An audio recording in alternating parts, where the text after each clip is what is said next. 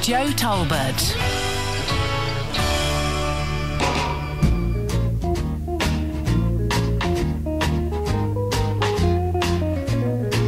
It's just tea for two and two for tea. And it's a literary tea for two this afternoon as we're joined by Brighton author Chris Gallie from our Brighton studios to talk about his debut novel, Divisions of the Knife, which sounds quite a dramatic title, Chris. I feel I should sort of give it some gravitas, where the Divisions of the Knife. Well, welcome along. Oh, thank you very much. Thank you for having me. No, it's an absolute pleasure. So tell us a little bit about you, first of all. I know you've been in Brighton for about 6 years. Have you always wanted to be a writer, or has this suddenly all happened quite quickly? No. Well, my original efforts were when I was about 5, and I wrote a book called Arabian Nights, which I published in a ring binder and then gave to my mum, but unfortunately that was the end of that particular piece of work. But yeah, that was my first effort, and I've always kind of wanted to do it, and it's one of those things you kind of keep on the back burner for ages and then one day just sort of go for. Yeah, well, I think Arabian Nights is quite a good title. It may have been used, I think it's been used somewhere else, but it sounds all right. I was gutted about it, to be honest. I thought it might have legs. Yes, it could have been your route to stardom. And what about this novel then, Divisions of the Knife? Is it, we'll ask you a little bit about the story, but is it something you've had, as you say, in the back of your mind or on the back burner for a long time, or did the story come quite quickly? I think it actually came quite quickly once I sat down to do it. I had a sort of few big concepts for it that had built up gradually, and once I actually sat down and put pen to paper and started sketching things out, it actually all came together much quicker than I expected it to. Okay, well that's encouraging for the rest of us who've yet to try writing that one book that apparently we all have within us. Yeah. So tell us a little bit about the Divisions of the Knife then. Is it a fantasy book, fantasy novel? Yeah, it's the first part of a fantasy trilogy, where it's basically where you meet the main characters and they set out on their quest, and you sort of get acquainted with a few of the main people, and then it leads up to this big climax which sets up book 2 and then the further action in book 3. Okay, and was that always the game plan, to have sort of a trilogy so that you knew where you were going next? Yeah, I think it always was. I always liked the idea of 3 parts. And it takes that further into the book, because the books are then divided into 3, and for reasons that become obvious when you read it, 3's a really important theme throughout it. And I like that idea of having it divided up like that. And the protagonist in this is a magic mushroom dealer. Yeah, that's how he starts life. I really like the idea of bringing the whole epic gods versus magic fantasy war around a person who would be completely unprepared and not at all happy to be involved in it. I thought that creates a lot of nice, interesting dynamics. And yeah, this guy's just trying to get over his heartbreak really and get on with his life in his little community, which is the kind of place which is a bit cut off from the rest of the world really. Yeah. And he's not at all pleased to find himself in this situation, and neither is the person who finds that he's got to take him with him. He'd have much rather had some kind of warrior or hero type rather than a reluctant, love-struck drug dealer. Thrown together. Yeah, absolutely. But often those are the best partnerships, aren't they? I think so. I mean, they have an interesting time together, and it was really fun to write. You know, when you've got a couple of nice character ideas in your head, you can just sort of sit them down somewhere and start going and see what comes out with it, which is always quite fun. What a world does when the magic dies, it says on the front, so it gives us a kind of idea of where it may be heading there. And you were telling me when we were exchanging emails that you've done quite well in book charts as well. Yeah, well, very briefly, mind you, but it briefly got above 50 Shades of Grey in the Amazon movers and shakers chart on the day that I launched it, which was quite nice to see, obviously. But very nice. What fantastic. I mean, that's something to be proud of in itself. Yeah, I was really happy. I couldn't really believe it. It looked strange to me.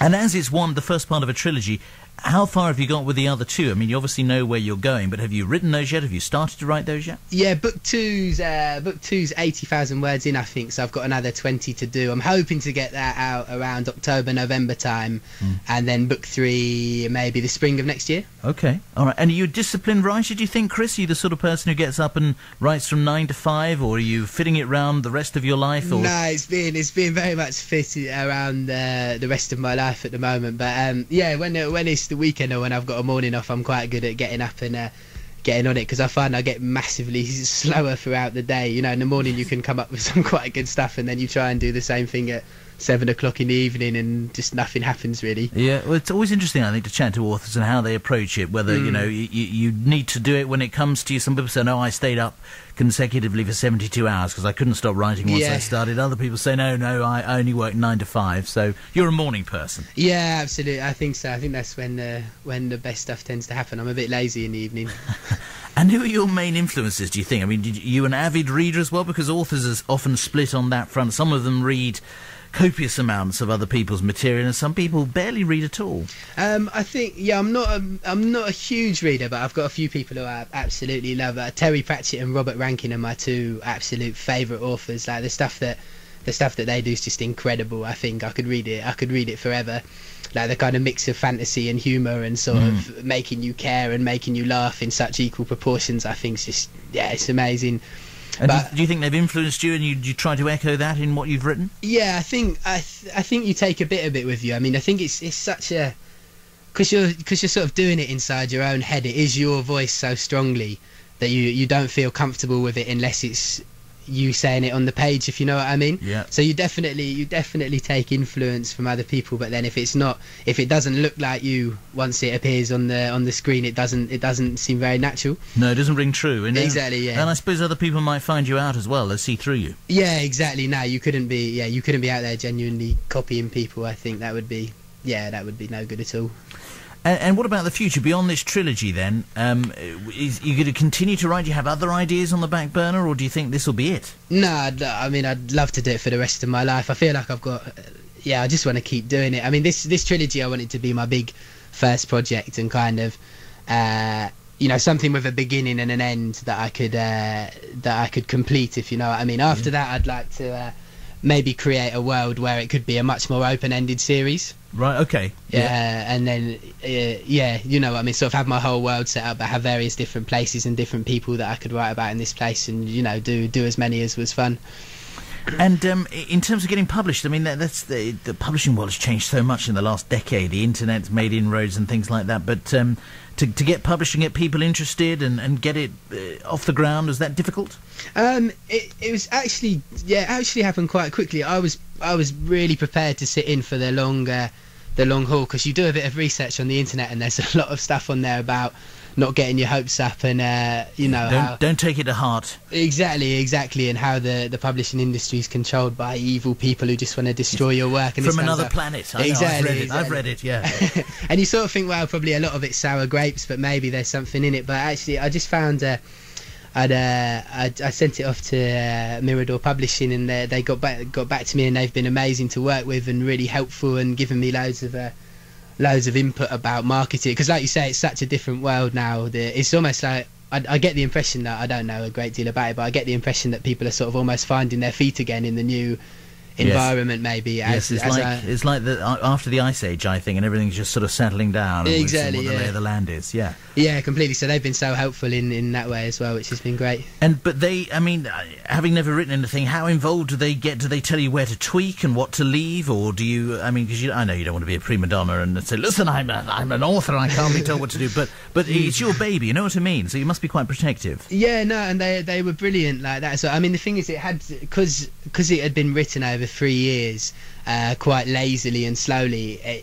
I think I'd got it to the point where I was fairly happy with it, and I'd gone over it so many times that I felt like I'd sort of come to the limit of what I could do with it. Do you know what I mean? Yeah. And so they had a few little suggestions, but I was quite happy to hear them, because it's just brilliant for someone else to put eyes on what you've done as well, because you get so locked up in it. It's almost like a fresh perspective is what you needed, almost. Yeah, absolutely. It can be really hard. And my mates were amazing as well. Like so many of my friends, I printed off a load of them on really terrible, like cheap photocopy paper at Christmas, and so many people read through them and gave me help and advice and stuff, which was great. That's good, and that's good. You got an umbrella of friends who will do that as well, because you felt the confidence to do that, because some people, would hide it all away and say, I don't want anyone to see what I've written. You know what I mean? Yeah. Well, it's a nerve-wracking moment, like to be sure the first time anyone actually sees it.